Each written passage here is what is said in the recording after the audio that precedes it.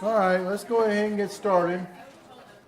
A couple of things. Number one, if you'll notice that on your middle page we're in 3.1, 3.2, 3, 4, 6, 4.1, 4.2. I'll be finishing up today section 4.3 and moving on into 4.4.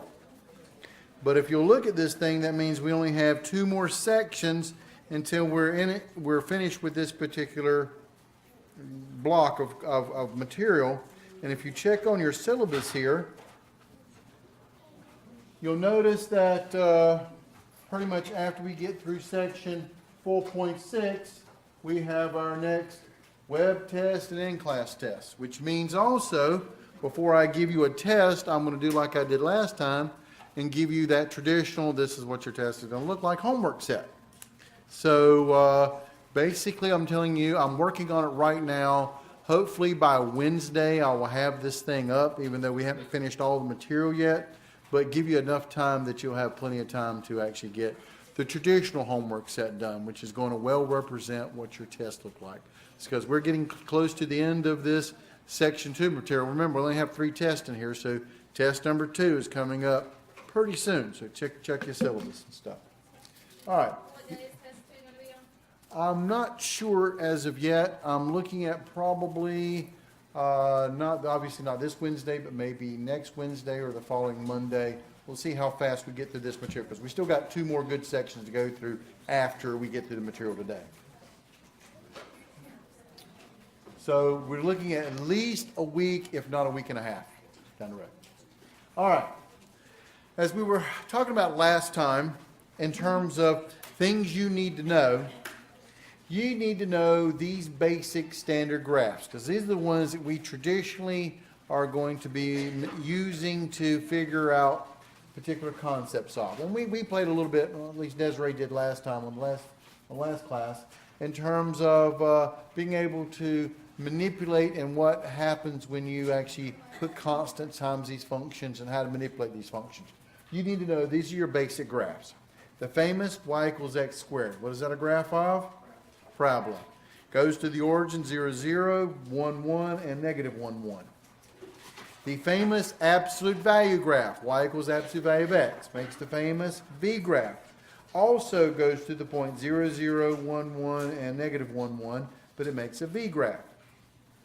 The y equals x cubed graph, what I call a squiggly graph, goes to the origin, but negative 1 cubed is negative 1, positive 1 cubed is positive 1, so it gets this little squiggly right through the origin. The famous y equals the square root of x graph. Starts at the origin and bows out.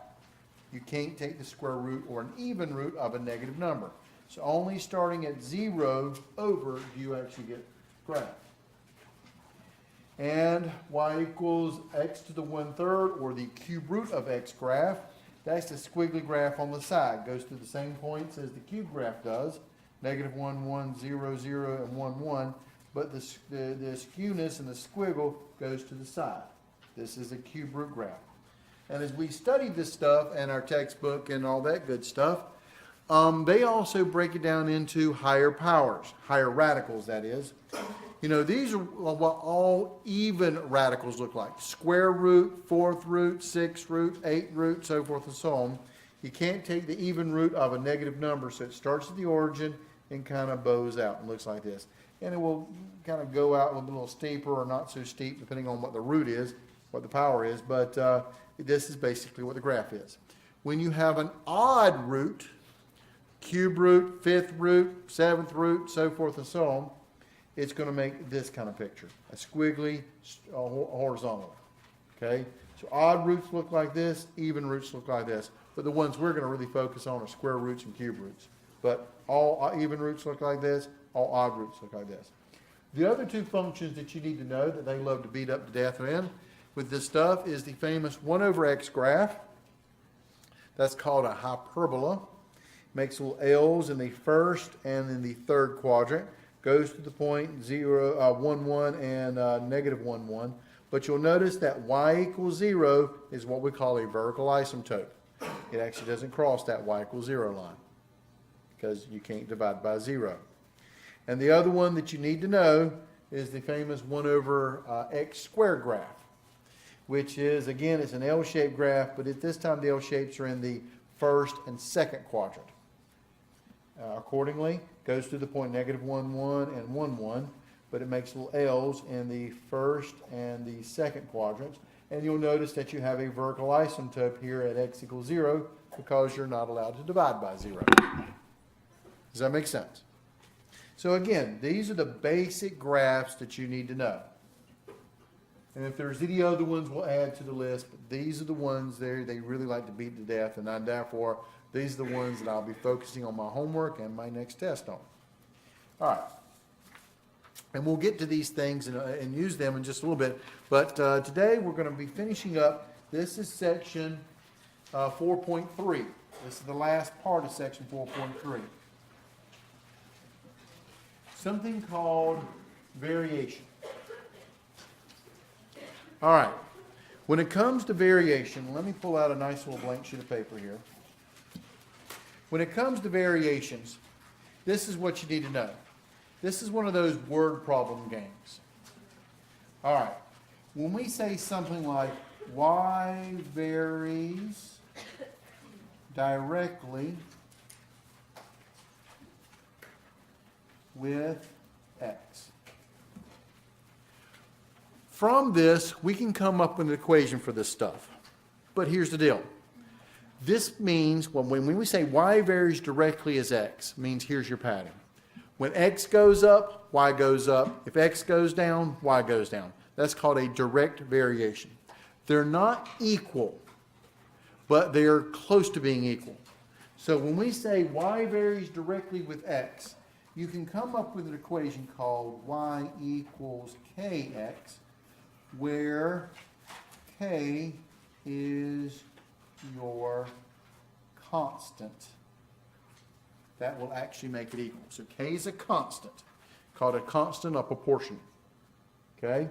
So y equals kx. So when you hear the words y varies directly with x, this means that y equals some constant, we're going to have to go figure out what it is, times x. But if you look at this equation, k is just some constant. Make him 2 or something like that. We'll figure out what he is later. But when this happens, if you increase x, it's going to increase the value of y. If you decrease x, it's going to decrease the value of y. That's that direct variation. But if we switch it up and say this, y varies indirectly, and another word for indirectly would be inversely with x. This means something else is going on. Y varies directly with x. I said when x goes up, y goes up, x goes down, y goes down. But when y varies indirectly with x, that means it works opposite. When x goes up, y goes down. And when x goes down, y goes up. Does that make sense? It works opposite. To get an inverse or indirect proportion here, you got to make an equation, and that equation would be this: y equals k over x. Putting that x in the denominator makes that inverse or indirectly, which means when x gets bigger, the denominator gets bigger, so my fractions are getting smaller. X gets bigger, y gets smaller. And if x gets smaller, you divide by something small, and it gets smaller, that means y is going to be getting bigger. So this is the relation between the indirectly or inversely proportional. But you still, to create an equation, you got to throw in this dummy variable constant, where k is a constant once again. And it's that constant of proportionality to make the equation, is your constant. So, this is the main idea behind these guys. Let's take a look at this question here. Now, let me blow it up, you guys can see in the back. Y varies directly with x. They got to tell you something about the relationship between x and y. Y varies directly with x. Then they're going to tell you some numbers. Y equals 45 when x equals 5. Then they tell you what your mission is. Find y when x is 12. You want steps? I'll give you steps. Step 1. read the question and come up with your general equation. When you hear the word y varies directly with x, what's my equation? Y equals k, arbitrary constant, times x. That's what we were just talking about. Y equals kx. That's your step one. Step two is to find k value. The next thing they will give you is enough information so you can find k. So you use the next part. What do they tell me? In this problem, y equals 45 when x equals 5. Plug it in and notice what you'll get. I got y equals kx. That means 45 equals k times 5. I replace x with 5, y with 45. What's the only variable left you got? K, and you got enough information to solve for k. How would I solve for k? I divide by 5 on both sides. And that gives me k is equal to, what's 45 divided by 5? 9. So I found 9. K is 9. And therefore, you're down to step number 3. And sometimes they'll ask you this: what is your equation? And it's not just y equals kx, that you have to tell them what k is on these web work, homework, Hawks problems here. Y equals kx, but k was 9. So what's my equation now? Y equals 9x. There's the big one. And then you've got step number 4, go solve the problem. What's my question here? Oh yeah. Find y when x equals 12. Find y when x equals 12. Well, I got my equation. Y equals 9x. So y equals 9 times x. This will imply that y equals 9 times 12, which tells me y equals, oh, time for a calculator now. What's 9 times 12? All right, 108. 9 times 12, 108.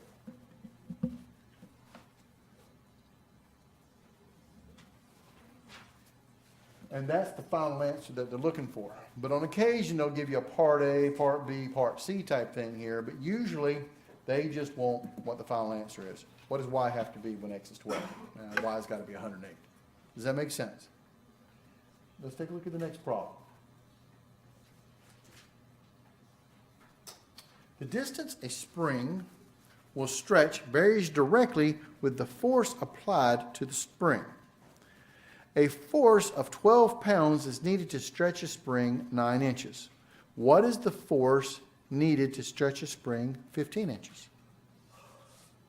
Well, again, they're sitting there and giving you a bunch of word problem stuff, but don't freak out about that. When you see those words directly or indirectly or inversely, then you know it's going to be one of these variation problems.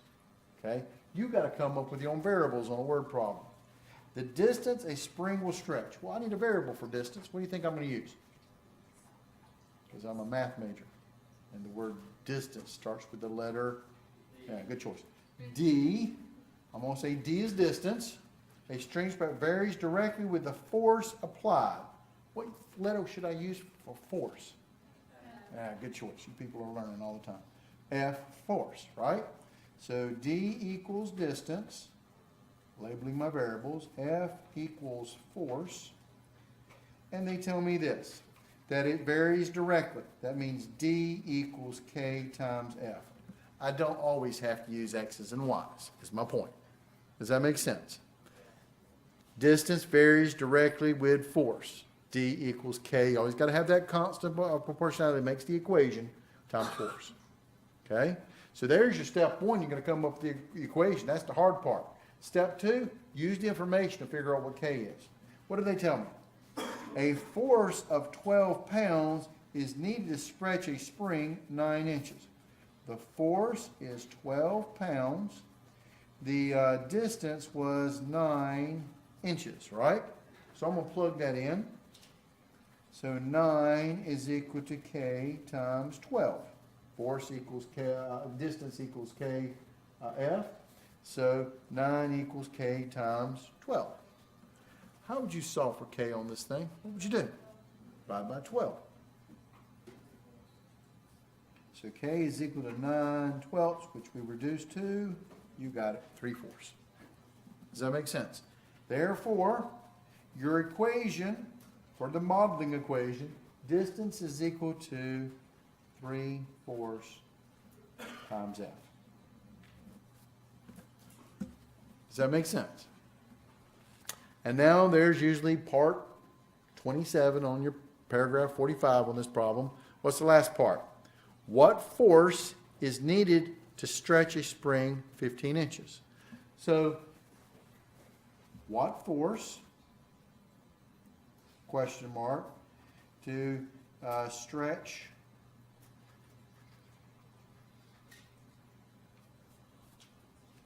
distance of, what was it, 15 inches. So my distance is 15 inches. So here we go, plug it in. This is going to give me 15 is equal to 3/4 times f. But this time, they want me to solve for f. Does that make sense? How would you solve for f on this problem? I'd multiply both sides by 4. I'll do it in 2 steps. Multiply both sides by 4. This will cancel. That gives me 4 times 15 equals 3f. Well, 4 times 15 is what, 60? 60 equals 3f. And then what's the last thing I got to do to solve for f? Divide by 3. And 60 divided by 3 is 20. And it's a word problem. With being a word problem, you got to give me units. What's force being measured in this problem? Now, inches is measuring distance. What's measuring force? Pounds is measuring force. So the answer would be the force had to be 20 pounds. Does that make sense? Yeah, Wouldn't you divide by 3/4? you can. You can divide by 3/4 or multiply by 4 and divide by 3. Because when you divide by a fraction, you invert multiply.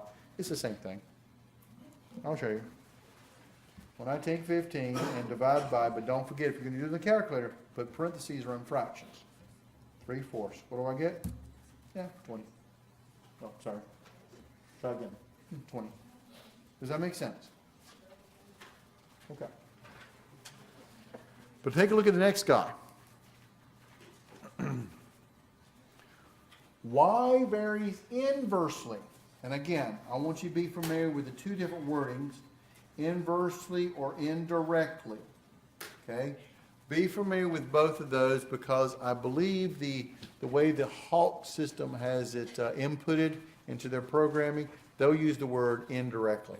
The folks that make up the final exam, they may end up using the word inversely because that's your traditional wording. So just be familiar with both words. Inversely, indirectly mean the same thing. Y varies indirectly, inversely with x. Y equals 6 when x equals 3. Find y when x equals 9. You'll notice that I'm doing the same steps over and over and over again, but you've got to catch the pattern. Step 1, read problem, come up with the equation. Y varies means y equals k, but inversely or indirectly, where am I going to put that x? On the bottom. Inversely goes on the bottom. Directly goes on top. Indirectly, you put the variable in the denominator. Does that make sense? So directly, the variable goes in the numerator. Indirectly, the variable goes in the denominator. Now, so that's step 1, come up with the equation. Step 2, plug in the given information so you can figure out what k is. Y equals 6 when x equals 3. So plugging it in, 6 is equal to k over 3. Does that make sense? How would you solve for k in this problem? What would you do? Multiply both sides by 3. Or divide by 1/3 if you really wanted to. All right, so the 3's cancel here. K is equal to 3 times 6 is 18. Therefore, you have the formula for your problem. Y equals 18 over x. There's my formula. Usually they'll ask also, what is the modeling equation? Fancy words for what's the formula. And then your last step is go and answer their question. What's their question? we have to find y when x equals 9. So as y equals 18 over x, this implies that y equals 18 divided by 9. What's 18 divided by 9? 2. The answer is y equals 2. Does that make sense? All right.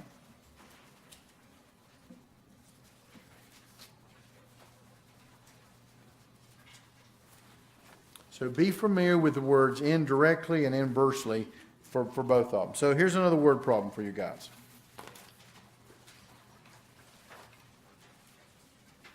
Water temperature of the Pacific Oceans varies indirectly or inversely, be familiar with both of them, as the water's depth. At a depth of 1,000 meters, the water temperature is 4.4 degrees Celsius. What is the water temperature at the depth of 5,000 meters? So if you ever played in a pool, more or less the ocean, the deeper you go, the colder the water is going to be. The water at the surface of the water, because the heating of the sun will be the warmest, but the farther you go down the water, the temperature is going to be dropping for you. Does that make sense? So, water temperature of the Pacific Ocean, or any ocean for that matter, varies indirectly or inversely as the water depth. So I need some different variables on this one because it's a word problem. Well, the water temperature, I'll call that one T. And we're talking about the water's depth. I'll call that D. Create my variables. So temperature is T, water depth, I'll call it D. And if the temperature varies inversely or indirectly with the water's depth, what is my equation? T equals, you always start with your first variable, varies means equals, and then you put your constant K. But where's the D going to go? Is it going to go beside it or below it? Below it, because it's inversely or indirectly. That means divided by D. So T equals K divided by D. Does that make sense? There's your modeling equation. Now, plug in the next piece of the puzzle. Will be given information just so you can figure out what that constant proportionality is. What's K? Well, the depth of 1,000 meters, so that's D equals 1,000 meters, gives a temperature of 4.4 degrees Celsius. So as we plug it in, this means 4.4 is equal to K over 1,000. Does that make sense? Solve for K. What would you do to solve for K? Well, since you're dividing by 1,000, you would multiply by 1,000 to get rid of it. You don't need a calculator for this. What is 4.4 times 1,000? 4,400. So there's my K. Making my equation T is equal to 4,400 over D. Does that make sense? Now, there's your modeling equation. Now go and answer their question. What's their question? What's the temperature of the water at a depth of 5,000 meters? So, temperature equals question mark when the depth is equal to 5,000 meters. Plugging it into my equation, temperature equals 4,400 over D. D is 5,000. So temperature equals, and I'll grab my handy dandy calculator here. I got 4,400. Let me see if I put it over here. You guys can see it better in the classroom. 4,400 divided by 5,000 is 0.88. So that's 0.88. What is temperature measured in this problem? Degrees Celsius. Does that make sense? And you'll notice on this problem, what is 0 degrees Celsius? Also known as? That's when water freezes. When water freezes, especially in the ocean, you get something called icebergs. But In this particular problem with t equals 44 over d, it doesn't matter what depth you go to, you'll be approaching 0, but you never quite get to 0. You don't make icebergs. You know, you got to be on the surface with cold temperatures on the surface to be able to create icebergs and stuff like that. Does that make sense? Great physics. There you go.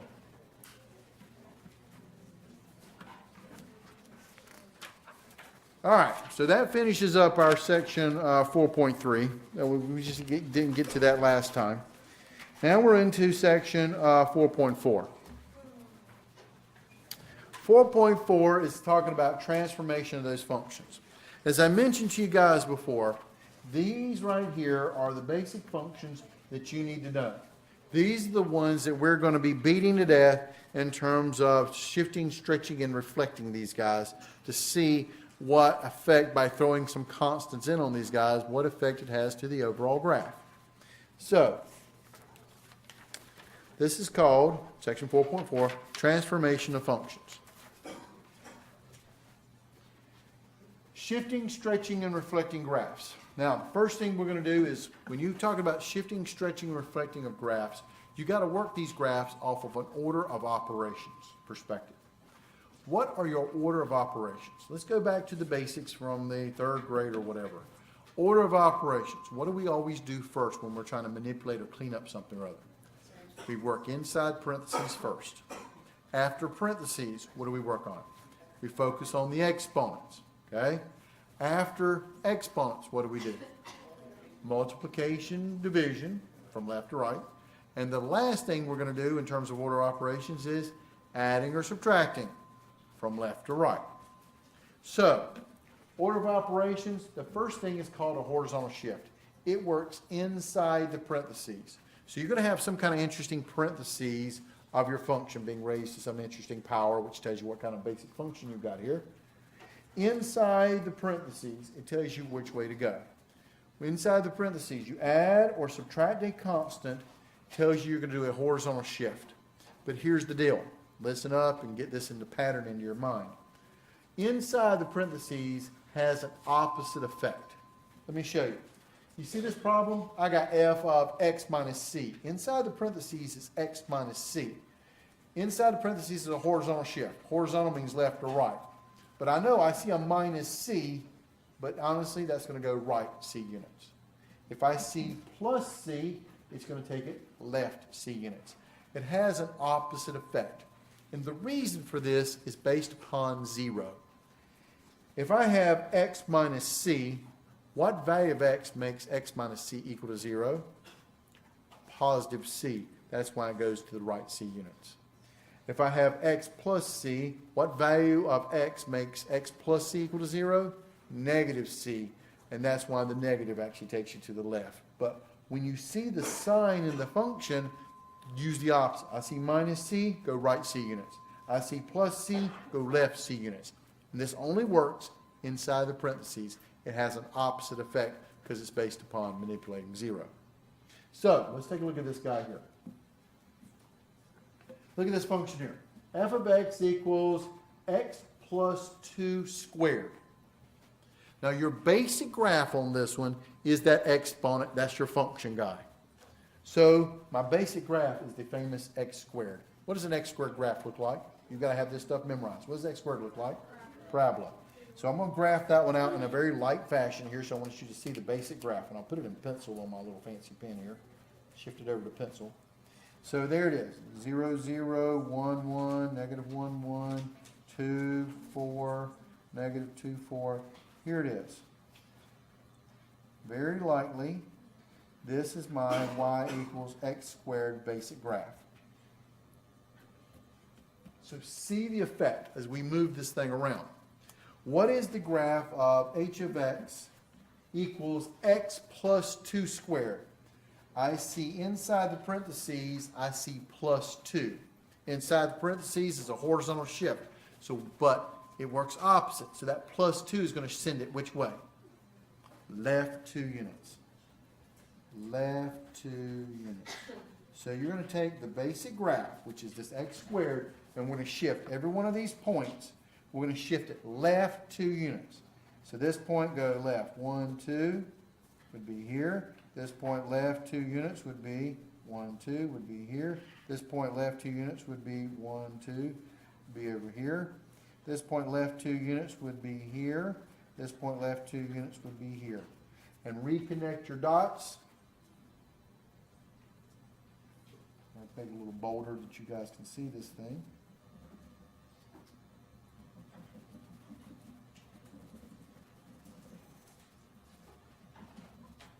This guy is the graph of y equals x plus 2 squared. It shifted the basic graph 2 units to the left. But look at your next guy. What about this guy? G of x, and I'll call this guy h of x here, because I did give him a name, h of x. G of x down here is x minus 1 squared. Inside the parentheses, I see a minus 1. Which way is that going to take me? To the right, 1 unit. Always, I know that minus, but remember, inside the parentheses has the opposite effect. Minus 1 would actually take it right 1 unit. So here's your basic graph, shift him right 1 unit. And I'll put this one in red, so every point gets moved over right 1 unit. 1 unit over, 1 unit over, this point 1 unit, this point 1 unit, and reconnect my graph. There you go. And this is the equation y equals x minus 1 squared. It's shifted right 1 unit. Inside the parentheses has this opposite effect. Does that make sense? But the reason why I did these guys out of order, because I want you to see a pattern on these things. Inside parentheses versus outside parentheses. Take a look at this guy here. Outside the parentheses, you see this plus c, it is outside the parentheses of the function f of x. And it goes exactly the way you want it to. Outside the parentheses is called a vertical shift. Vertical shift means it's moving up or down. And it works exactly the way you want it to. I see plus c outside the parentheses, that means I'm going to move it up c units. I see minus c outside the parentheses is going to move it down c units. It does exactly what you expect it to do. Only inside parentheses has this opposite effect aspect. So let's take a look at these guys. All right, let's take a look at the graph of h of x equals x squared plus 2. But now this plus 2 is outside the parentheses. The original graph is x squared. That's my basic graph there. And the basic graph is right here, 0, 0, 1, 1, negative 1, 1, 2, 4, negative 2 squared 4. It's my classic parabola that we've been playing with before. There's my basic graph right there. I'm going to shift this guy plus 2, but the plus 2 is outside the parentheses. So what direction is that going to take me? Up 2 units. So each point is going to go up 2 units. 1, 2 goes here. This one is 1, 2 goes here. This one, 1, 2 goes here. 1, 2 goes here. 1, 2 goes here. And reconnect my dots. Shifted it up.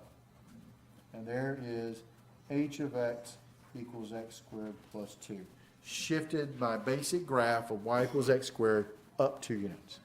And similarly, what is g of x going to look like? If g of x is equal to x squared minus 1. What is that minus 1 going to do for me? Down 1 unit. Right? So take your basic graph. There's my parabola. And put them in red here. Check them down 1 unit. Every point gets dropped down 1 unit. And reconnect my graphs. And there's the graph of g of x equals x squared minus 1.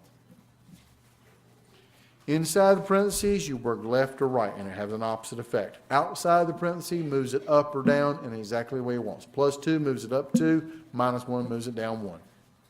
Okay? But now, we're going to be starting doing the multiplication manipulation and seeing how that affects it. So, again, it's inside versus outside. If the negative is outside your function it has the flips graph about the x-axis. To be fancy about it, we use the word, it reflects the graph about the x-axis. It flips it upside down. The negative outside the parentheses will flip the graph upside down, reflects it about the x-axis, upside down.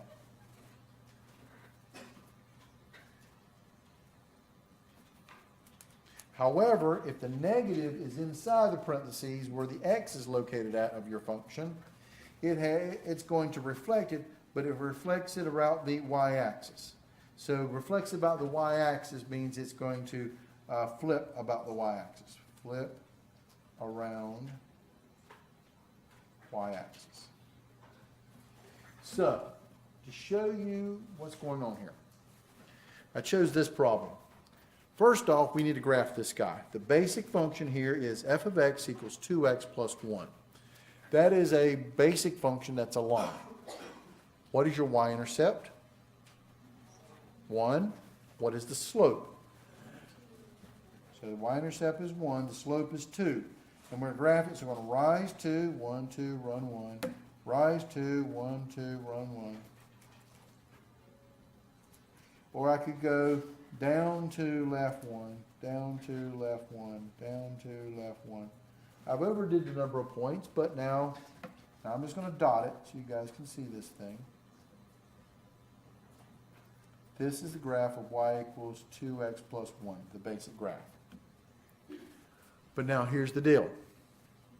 What is the graph of h of x equals negative 2x plus 1? The negative is on the outside of my function, right?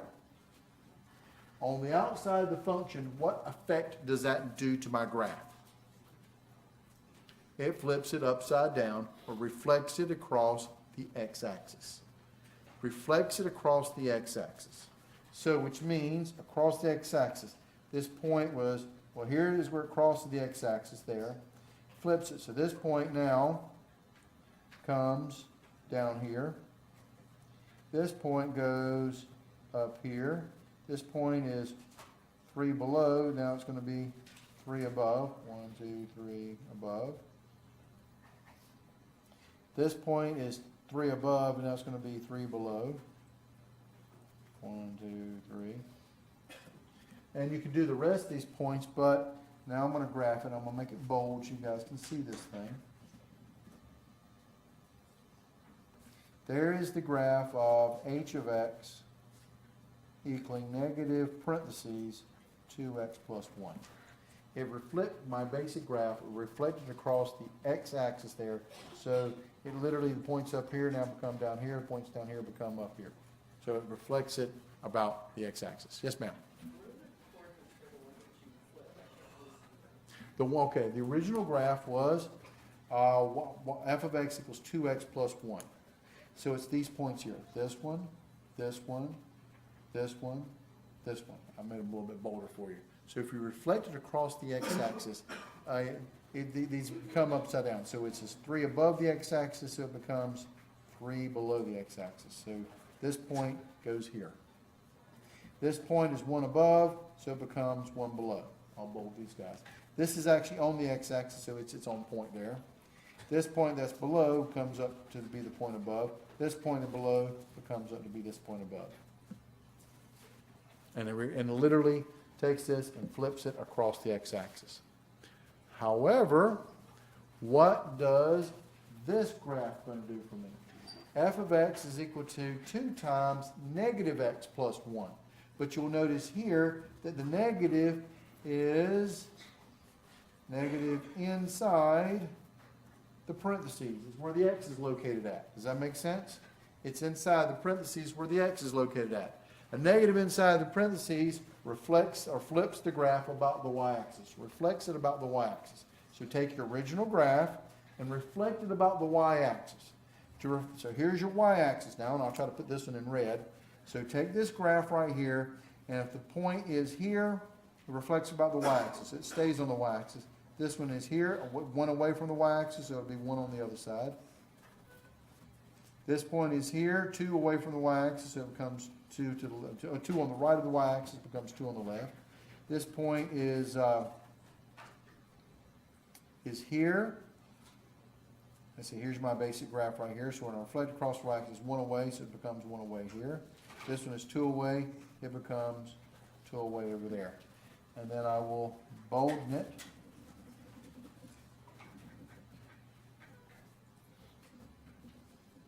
This is my graph now of f of x is equal to 2 times negative x plus 1. The negative inside the parentheses took my original graph and reflected about the y-axis. Does that make sense? Either flips it upside down or reflects it about the y-axis. The negative inside the parentheses reflects it about the y-axis. Okay? Now, what happens if we start multiplying by constants? What kind of an effect is it going to have? Well, it depends on what kind of constant you got. This one is a constant being multiplied times my function. Here's the word. It's on the outside of my function. When you multiply it on the outside of my function here, you have what we call a vertical stretch. You're multiplying the original y coordinates by this particular factor and has a stretching effect. So it makes it much longer and pulls it out when the constant is bigger than 1 being multiplied outside the function. But the constant is bigger than 1. So if you do like a factor of 2 doubles the size of the graph. It stretches it out by a factor of 2. If the number is 3, it stretches it out by a factor of 3. Stretches it out. But if you happen to have a fraction being multiplied, instead of, out front, like a 1/2 or something or other, well, multiplying y coordinates by a half actually has a shrinking effect. We call it shrinking by a factor of c, or shrinks it in. So if you multiply it by a half, it's shrinking in by a half a factor. Does that make sense? So let's take a look at this guy. All right, so here's my basic graph once again. Y equals x squared, and I'll go ahead and draw him. And I'm trying to look at the first one, y equals 2x squared. So here's x squared, 0, 0, 1, 1, negative 1, 1, 2, 4, negative 2, 4. And again, just lightly putting him in there, I want to see the basic graph. This is the basic graph of y equals x squared. But what is a factor of 2 being multiplied times my function? My c factor is 2 in this particular problem. C being equal to 2, because 2 is bigger than 1, is going to have a stretching effect to it. It's going to stretch it out. And what you're going to do here is you take your original y coordinates and multiply it by your 2 factor, and it stretches it out. What's the y coordinate of the origin? The origin is 0, 0. What's the y coordinate? 0. It will stay right there. Doesn't affect the x coordinates at all. It affects the y coordinates. So the y coordinate here at the point 1, 1, the y coordinate is 1. Multiply it by 2, you get 1, 2. This one is 4. If you multiply your y coordinate 4 by 2, you get 8. Well, there's 6, so we have to estimate 7, 8 would be up here. This one is negative 1, 1. Double the y coordinate 1 makes it a 2. And this one is a 4, doubling it makes it an 8 up here. And then I connect my dots. And this ends up being y equals 2x squared. And we call that relationship that we pulled it out, we call that a stretching effect.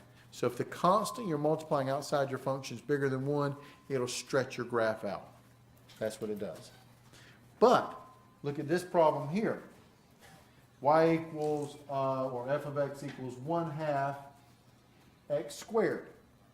Now my constant here is 1/2, which is a fraction. So since it's less than 1, instead of stretching it out, it's going to have a shrinking effect to it. So you take all your original y coordinates of the basic graph of x squared, this way you got to know your basic graphs, and multiply the y coordinates by a half. This y coordinate was 1, 1. A half of that would be 1/2, so that would go through that point. 0, 0 would still be there. The y coordinate is 0, half of 0 is still 0. The y coordinate of this point is 1, half of that is a half. This y coordinate is 4, half of that would be 2, so to go through this point here. This y coordinate is 4, half of that would be 2. And this ends up being the effect. It's still a parabola, but you'll notice that it's been shrunk down. Theoretically, it looks fatter to me, but okay, whatever terminology you want to use, but multiplying by a fraction, instead of stretching it, it scrunches it down. This is the equation y equals 1/2 x squared. It shortens it and makes it fatter, pushes it out the side. Does that make sense? All right.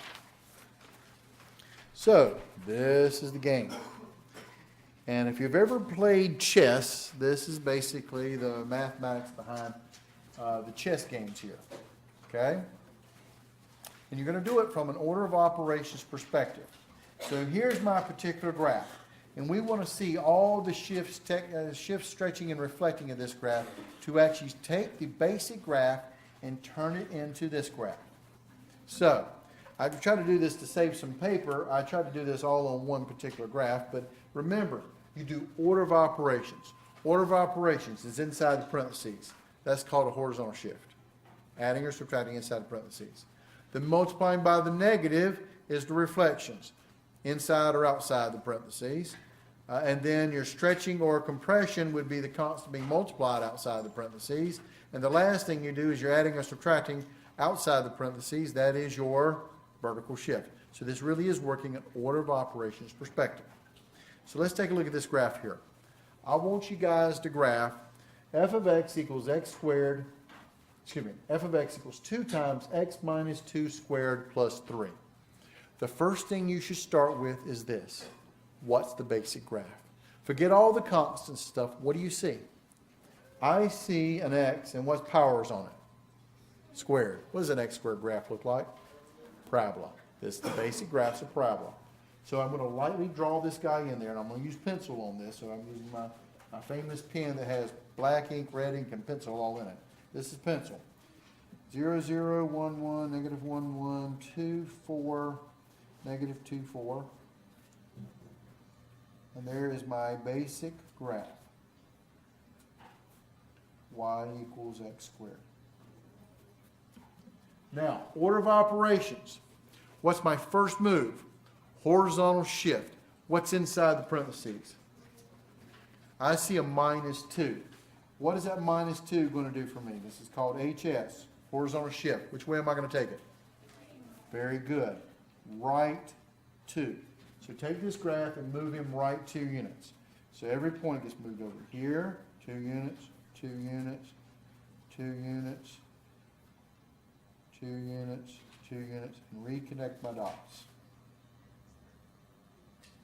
There's my next graph right here, and this is the graph of y equals x minus 2 squared.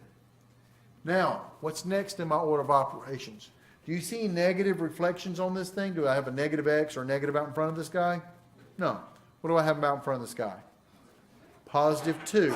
A number bigger than 1, so this thing's going to have to take this. You kind of work your chess game here. You take the previous graph, and you're going to multiply the y coordinates by 2. This would be 0. So the y coordinate is 0, so it's still 0. This has a y coordinate of 1. When you multiply it times 2, you get 2, so it goes here. This one has a y coordinate of 1, multiplied by 2 goes here. This one has a y coordinate of 4, by 2 goes up here at 8, negative 8 kind of off the scale. And here comes my graph. I'm almost done.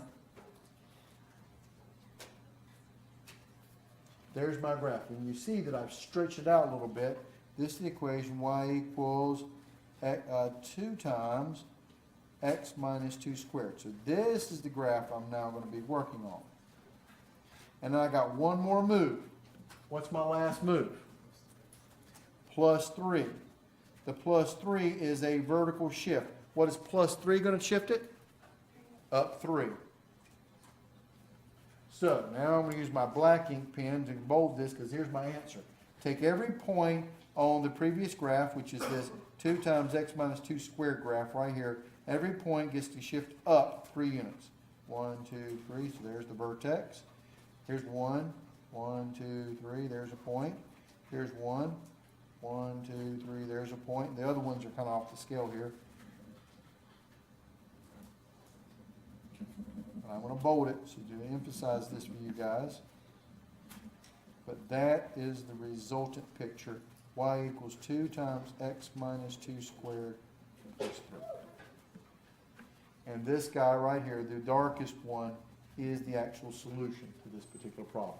It's a parabola that's been shifted right 2 units, been stretched out by a factor of 2, and then moved up 2 units. And there's the resultant graph. Take a look at number 2 here. G of x is equal to negative the square root of x plus 3 plus 3. First things first, what's the basic graph on this guy? What's the function we're playing with on this one? And what does he look like? Square root of x graph.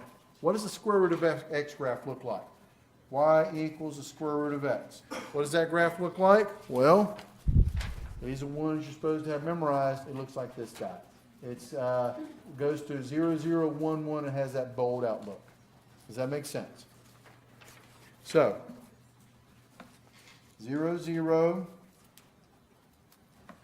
1, 1, and square root of 4 is 2 if you want to plot another point there. But this is the graph of it. Y equals the square root of x, the basic graph. Now, order of operations. You got to work inside the parentheses. What do I see inside the parentheses? Plus 3 inside the parentheses. That is a horizontal shift. Where is that going to be a horizontal shift to? Which way? Very good. Horizontal shift left 3 units. So take each one of these points and slide them left 3 units. 1, 2, 3. This point, 1, 1, 2, 3. This point, 1, 2, 3. And reconnect my dots. And now I got this new graph. And this is the graph of y equals the square root of x plus 3. Now we're going to work off of this guy. What's my next order of operations? Is what's being multiplied times this guy. What do you see out in front of this dude? A negative. What is a negative going to do to my graph? Negative outside the function. Flip it upside down. Fancy word, reflect it across the x-axis. But you're right, flips it upside down. So now I'm going to take this graph right here and flip him upside down. So he's going to still be here because it's across the x-axis. So at this point, we'll reflect across the x-axis, become down here. This point would become down here, and connecting my dots. And I'm just going to dot him to let you see him. This is the graph of y equals negative the square root of x plus 3. Starts here and goes back down. And then I got one more deal. You got it. I see the plus 3. That is a vertical shift up 3. So I'm going to bold this guy. So I'm going to take this graph down here and shift him up 3 units. Here's the point that it started with. 1, 2, 3. Put him here. This point, shift him up 3 units. 1, 2, 3 goes here. This point up 3 units. 1, 2, 3 goes here. And then reconnect your dots.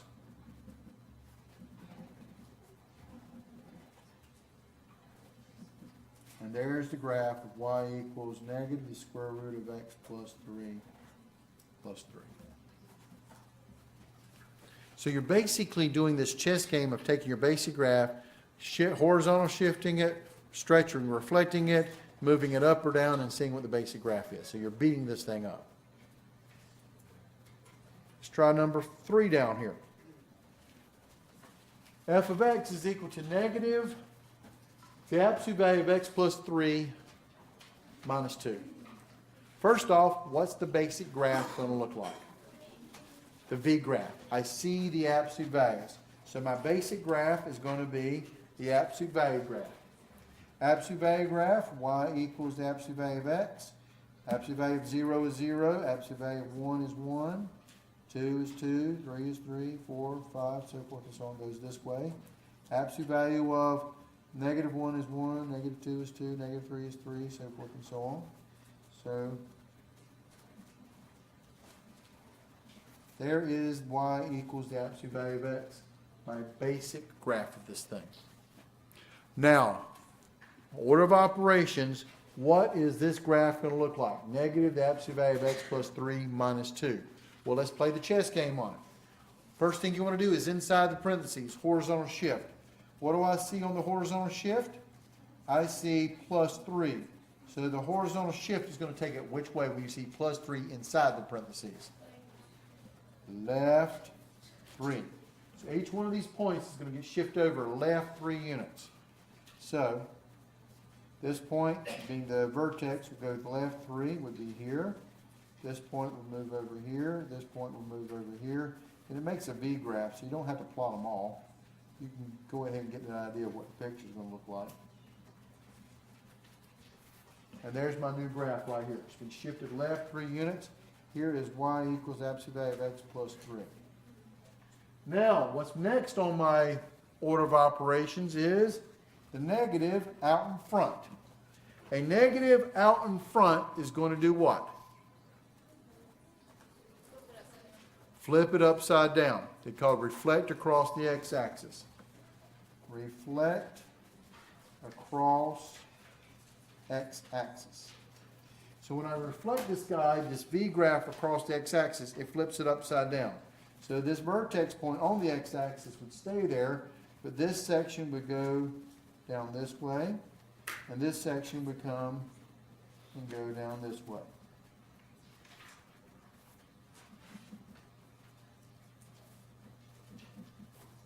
I'm trying to make it a little bolder each time.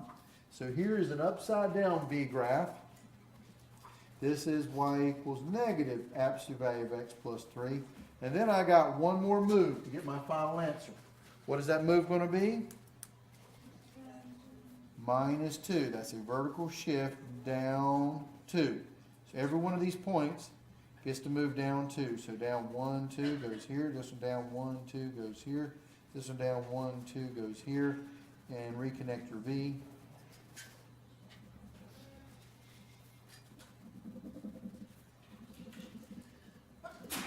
Bless you. This is my ending graph. This is y equals negative the absolute value of x plus 3 minus 2.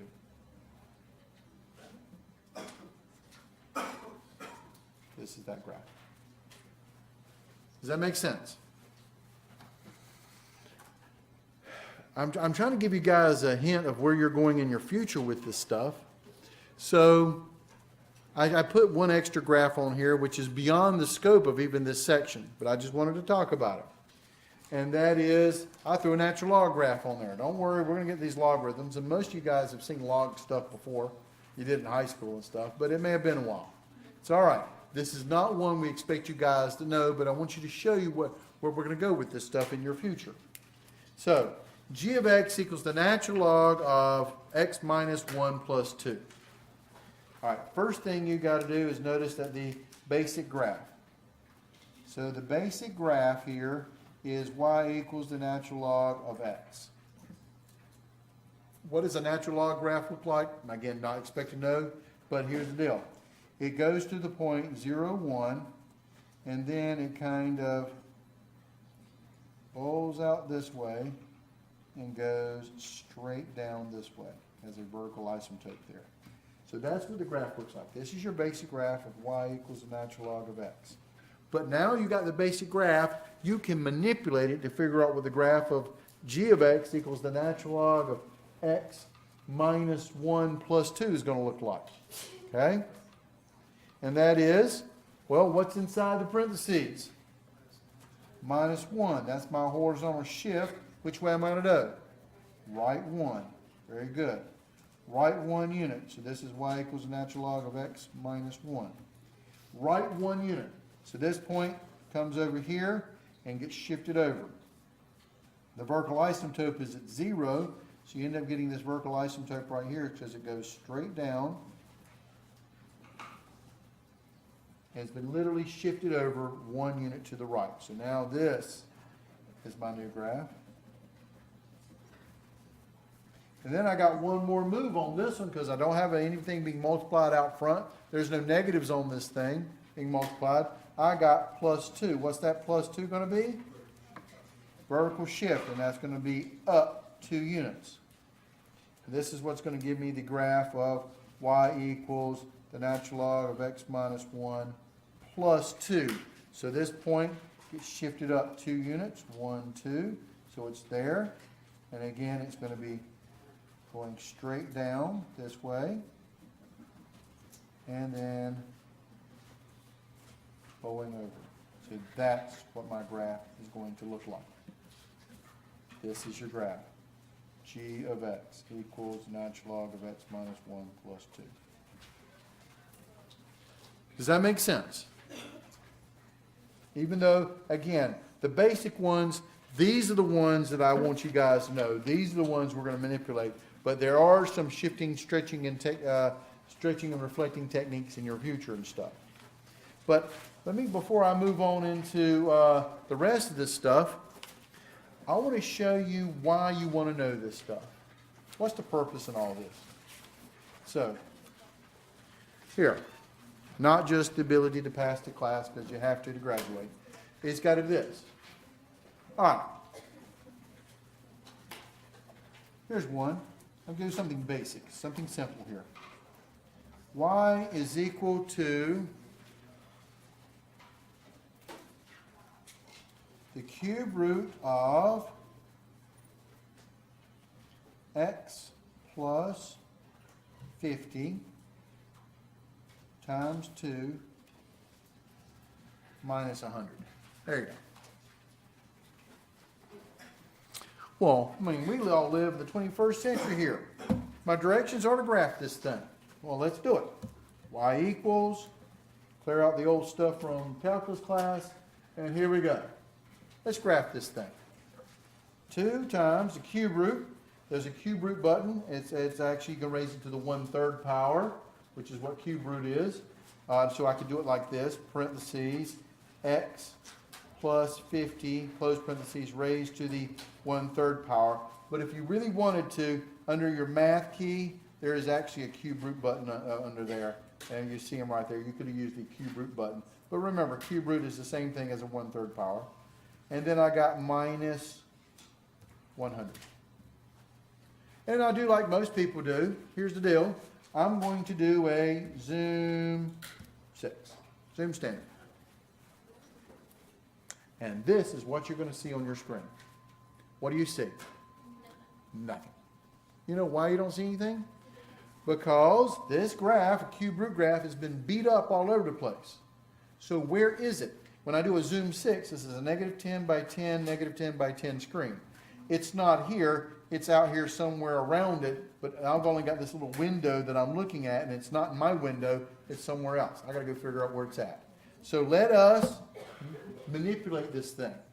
And I'm going to do it kind of in steps here so you guys can see this. What is my basic graph here? What's this thing going to look like? Cube root graph. What does y equals the cube root of x look like? Squiggly line. Looks like this. There's 1, 0, negative 1, 1 there, 1 there, negative 1 down there. This is my graph. It's a squiggly graph. Here's your x-axis, here's your y-axis. All right? Order of operations. Horizontal shift. This is y equals the cube root of x plus 50. Which way are we going? Plus 50 is left 50 units. So now I'm going to sit there and do this. I'm going to make this mark over here at negative 50, left 50, and shifted it over. So here's that point. Here's 49. Negative 49 is right there. Here's negative 51. And there's my graph way over there. It'll keep on going, of course. But now, wait, not done yet. So this is the graph, y-axis, x-axis, labeled accordingly. This is the graph of y equals the cube root of x plus 50. But now, what is that 2 out in front going to do for me? That's being multiplied times 2. It's going to double it or stretch it out vertically by a factor of 2.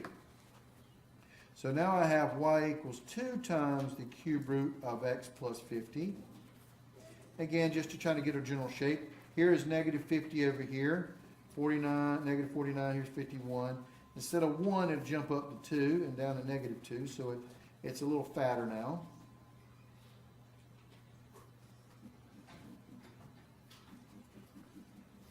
And there's my graph, almost off the page there, and here we go.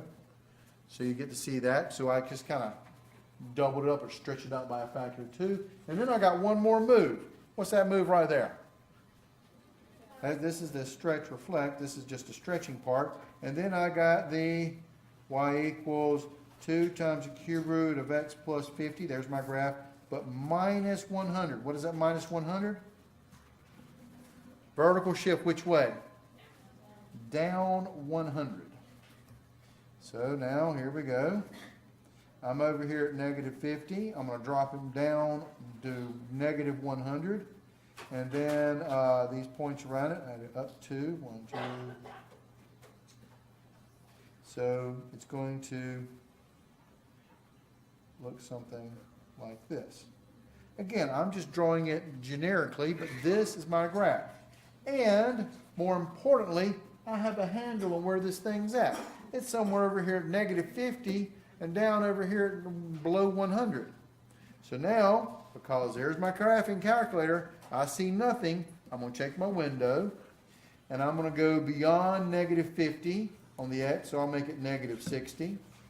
I'm going to go over here to, I don't know, maybe another 10 or so units over there, so maybe negative 40 so you guys can see it.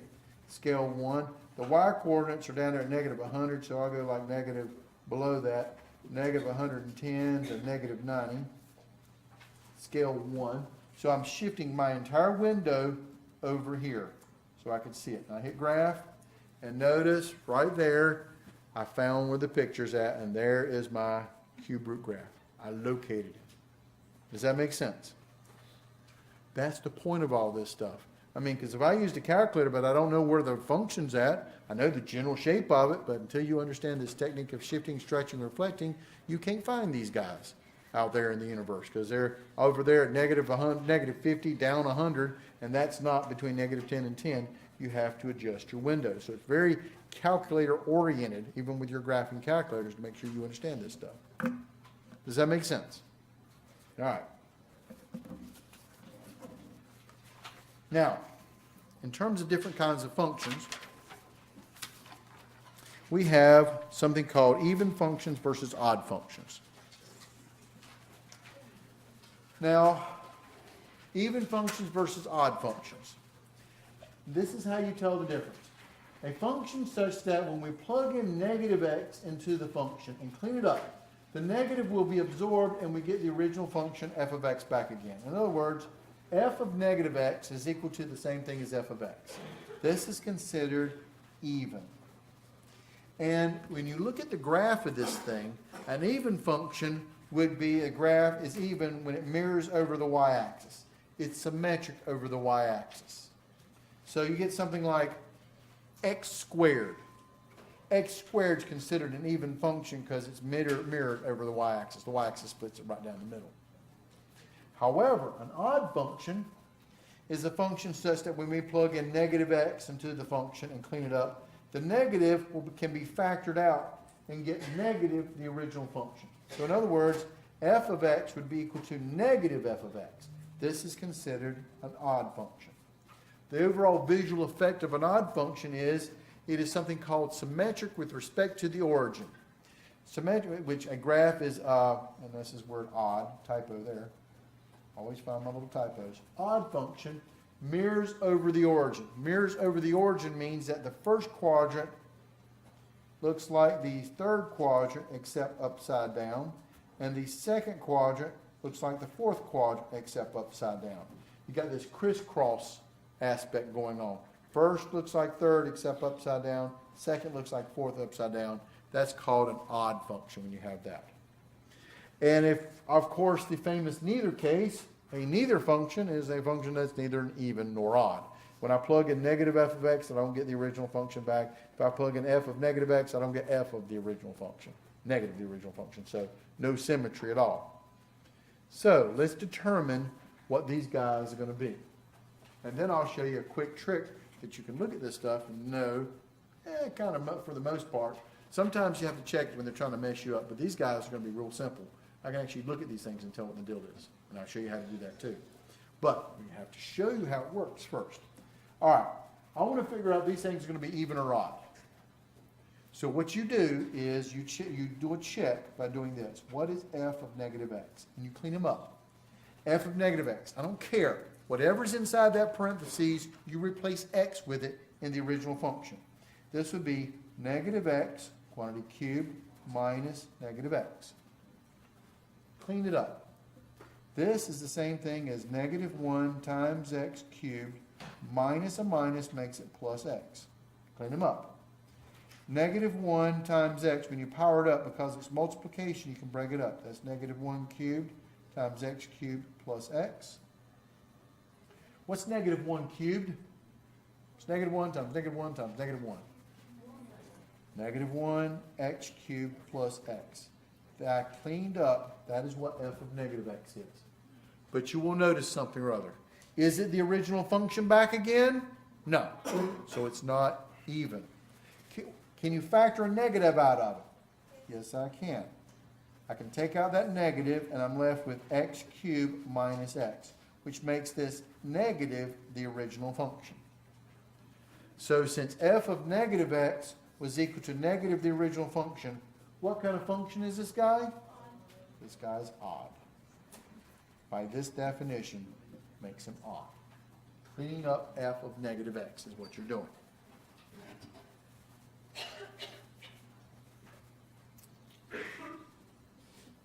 Take a look at number 2. F of x is x squared minus x. Is it even, odd, or neither is the question. And show your work. So then we check it by doing, and I'll put the CK there for check. You take f of negative x and you clean them up. This will be negative x squared minus negative x. What's negative x quantity squared? The same thing as negative 1 times x squared. Minus minus makes it plus x. This is negative 1 squared times x squared plus x. So f of negative x would be, what's negative 1 squared? It's negative 1 times negative 1. 1 times x squared is x squared plus x. Is that the original function? Let's take a look at the original function. It's x squared minus x. What do you got? X squared plus x. Is it the original function? No. So f of negative x does not equal f of x. Can you factor a negative out of this thing? Well, if I did, this would tell me f of negative x would be negative x squared minus x. Is that negative the original function? No. So f of negative x is not negative f of negative x. So neither one of these cases holds, so guess what this guy is? The famous neither graph. It's neither even nor odd. However, take a look at, and I'll put little arrows here so you guys can separate these problems here. Take a look at the third one. Let's do a check. Again, the question is it even or odd? This is how you show your work. What is f of negative x? That's 2 times negative x squared plus negative x to the 4th power. This is 2 times negative 1 times x squared plus negative 1 times x to the 4th. This is 2 times negative 1 squared times x squared plus negative 1 to the 4th times x to the 4th. You notice how I pulled off the negatives off these numbers. Now, what's negative 1 squared? Positive 1. What's negative 1 to the 4th? Positive 1. This is 2x squared plus x to the 4th, which is equal to the original function. So f of negative x is the same thing as f of x, which makes this guy what? Even. This guy is an even function. But you don't want to know how you can check the answer real quick so you can get your homework done in 10 seconds or less? All right, well, you can graph it.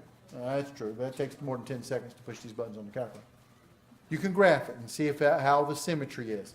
Odd is symmetric about the origin. Even is considered symmetric with respect to the y-axis. But here's the deal. Look at your powers. What's the power on that x? Cubed. What's the power on that x? Understood to be 1. 3 and 1. What kind of powers are 3 and 1? Yeah, and that's all the powers you got, so that's odd.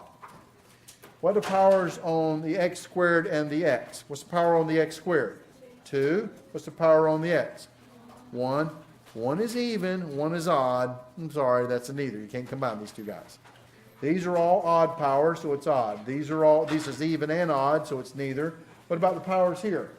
2 and 4. What kind of powers are 2 and 4? So the function was even. So catch a pattern on this stuff. But of course, you can sit there and graph these things. So let me show you one other thing before you guys go. Look at your odd function. X cubed minus x. When you graph that thing, this is what an odd graph looks like. The first quadrant looks like the third quadrant except upside down. The second quadrant looks like the fourth quadrant except upside down. That's an odd function. You have symmetry across the origin. An even function would be something like 2x squared plus x to the fourth. And if I graph that guy, you'll see that it's symmetric right respect to the y-axis. The first quadrant looks like the second quadrant except reflected over. It's literally symmetric with respect to the y-axis. So that's considered. So you can look at the graph of these things as well.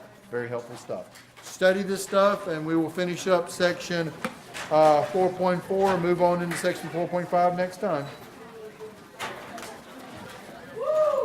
If you also need your test, come up here.